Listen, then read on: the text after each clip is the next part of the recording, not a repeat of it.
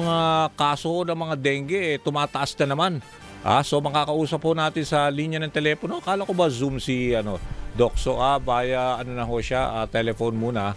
Ang infectious disease specialist at chairman ho ng Department of Adult ng Infectious Diseases and Tropical Medicine San Lazaro Hospital. At dati ho siyang Pangulo ng Philippine College of Physicians, si Dr. Ron Jean Solante. Doc, good morning ho. Si Danny Buenafeo sa programang Kabayan. Yes, Danny. Good morning. Good morning ho, Doc. Salamat to sa inyong pagpapaunlak ko dito. Anyway, ano ho bang update? Meron ho ba talagang very alarming ba or should we consider na talagang disturbing ba itong pagtaas ng kaso ng mga dengue dahil lalo na ho dito sa Zamboanga City?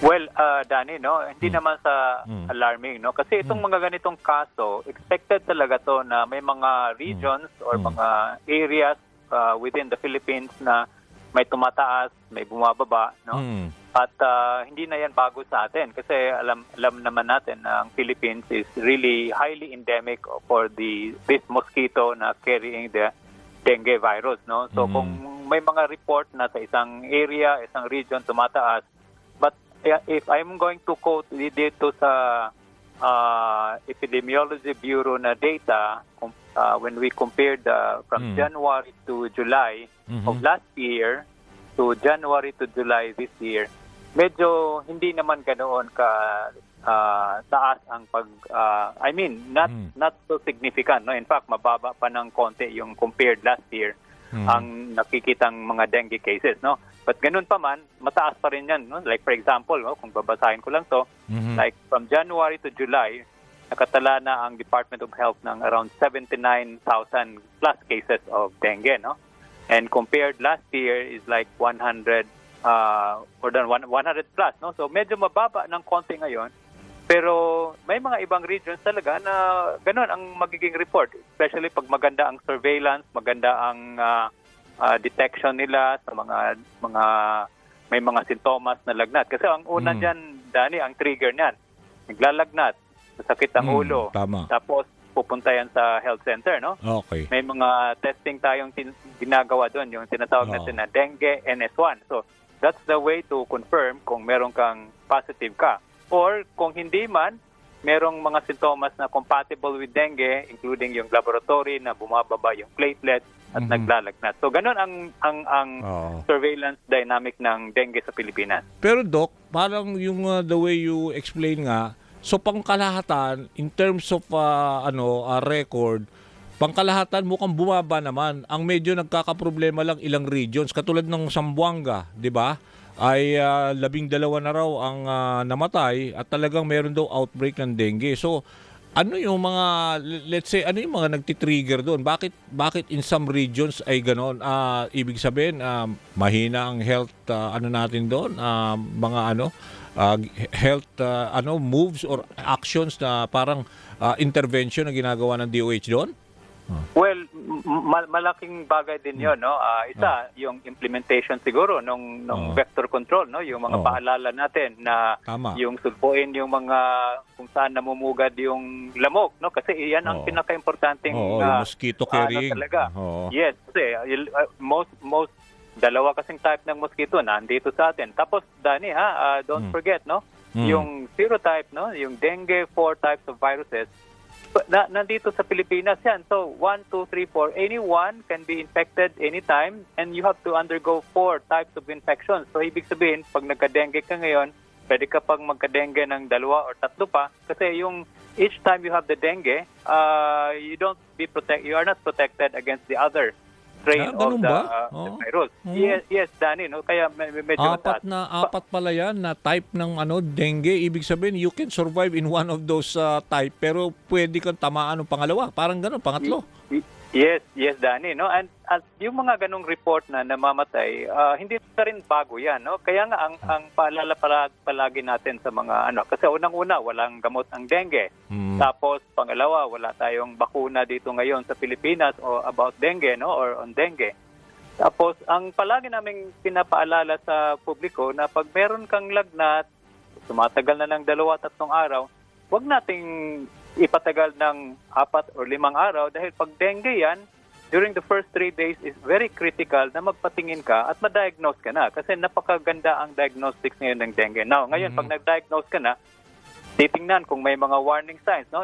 Importante ito, Danny. Warning signs are mga symptoms na pag meron kang ganyan, pwede kang mag-severe dengue. At pag nag-severe dengue ka na, medyo mahirap na yan natin maipalipat or masalba kasi severe dengue yan eh. No? So, importante ang karanasan or yung kaalaman ng mga tao regarding dengue and the presence of the warning signs. For now ba, apart from Zamboanga, ano pa ba yung mga, let's say, regions na medyo nakikita nyo sa monitoring nyo na mukhang may rise of cases of dengue? Well, ang hindi ko lang masyadong na-memorize kasi marami yung nabanggit doon. Pero may Davao, no? Davao? So mostly in Mindanao area yon, no? So, meron din sa Visayas. So ang surveillance kasi, Danny, depende talaga yan kung gaano kasipag itong mga sentinel sites na mag-test at saka mag-detect, no? So halimbawa, sabihin natin Zamboanga, maganda ang surveillance nila. Pero hindi naman ibig sabihin, ay bumaba pala sa Cebu or bumaba sa Manila. Tama. So, it doesn't necessarily mean na mababa ang dengue doon. Kasi whole year round, talagang kung titingnan natin ang trend sa Philippines, lahat ng regions are always reporting dengue cases. Okay. Pero for now, di ba alam ko meron na dapat ang FDA, yung Food and Drug, dapat naglabas. Alam ko by this time, dapat nga meron na tayong vaccine, di ba? Para to prevent the spread of dengue. Ano bang update doon, Doc? Well, bigyan lang kita ng context. Wala akong may comment dyan, Danny, kasi pero kasi sinusundan namin yun eh. Nag-guest na namin dito yung someone from the FDA, sabi in the pipeline anytime. Pero hanggang ngayon, akala ko baka kayo from your end sa health community, baka may update. Ang sabi lang naman nila under evaluation, no? So mag-almost 2 years na 'yon. Malaking bagay 'yun eh. Yes, Danny, no? Malaking bagay. Unang-una, among countries dito sa Asia or ASEAN like Indonesia, meron na, Thailand, meron na, Vietnam, tapos Malaysia. No? So medyo tayo lang ang wala pa na. And in fact, ang Pilipinas isa sa kung baga sasabihin natin, the regular top 3 cases, number of cases ng dengue every year, no? Sa mga pinakamataas, no? So siguro dapat i-review din natin yan, no? Ititingnan ng gobyerno yan na paano ba natin matulungan. Kasi meron tayong mga vector control, no? Yung 4S, pina-follow naman natin yan, no? Clinical management, no? I'm talking now about the pillars of the WHO na sinasabi nila na pag ang isang bansa maganda ang para masugpo yung dengue, mag-control.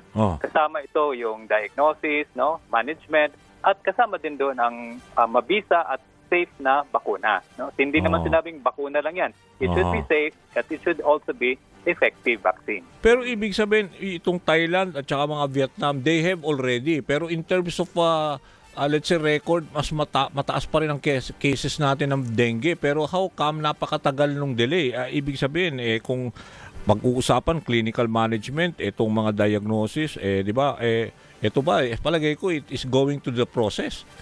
Yes, correct, Danny, no? So, yun din kami sa medical community, matagal na din namin yung nababanggit, no? And we are even, pag nagbabanggit kami ng dengue, kasama talaga doon na hindi natin masugpo totally or makakatulong pa rin kung meron tayong bakuna.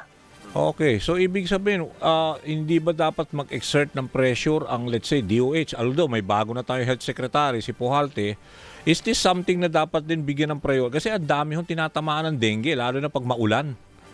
Yes, diba? I think they should, no? Kasi 2 years na to sa evaluation.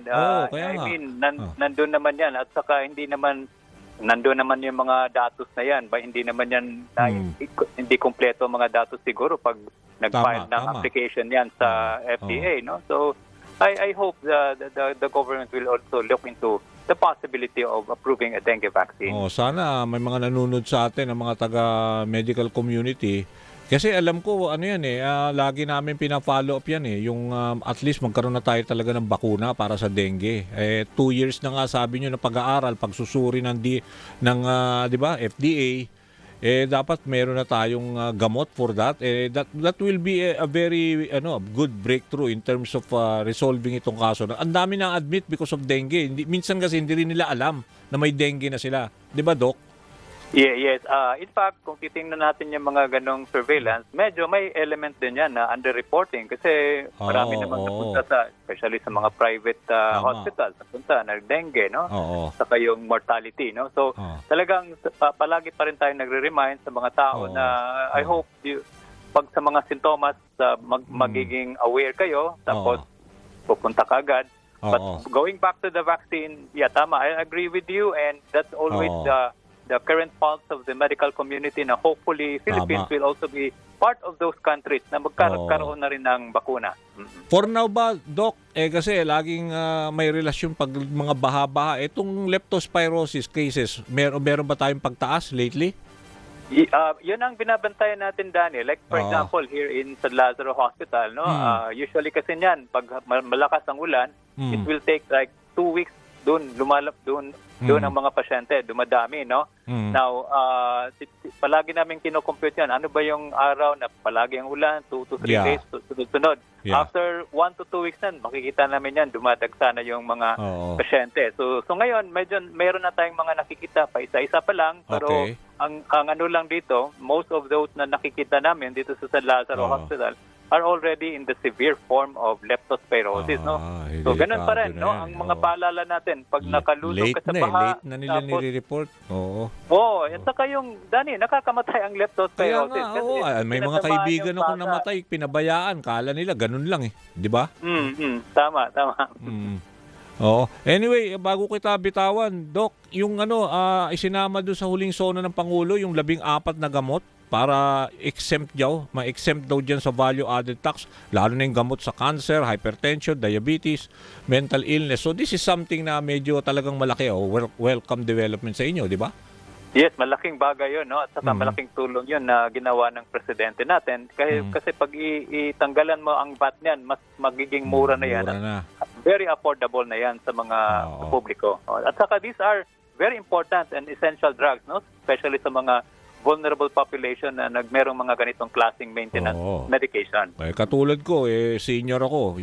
Mayroon akong diabetes. So pag nakita ko to, yung katulad din yan, yung sa hypertension at saka yung related sa cancer na marami rin naman talaga nagtatry hinaharap yung ganitong hamon. So ang laking bagay, di ba? Na at least kung maintenance med mo yan, di ba? Yes, Daniel. Saka kung senior ka, may add up pa yan na senior citizens na discount. At pag tinanggalan mo yung VAT, so medyo malaking tulong sa mga, especially for those mga indigent population. Okay. Nako, maraming salamat, Doc, sa oras. Thank you. Thank you, Danny. Good morning. Good morning. Yan ang infectious disease specialist. Walang iba kung si Dr. Ron Jean Solante. DZMM Radyo Patrol Flash Report. Pasok lang natin itong flash report mula kay Marlene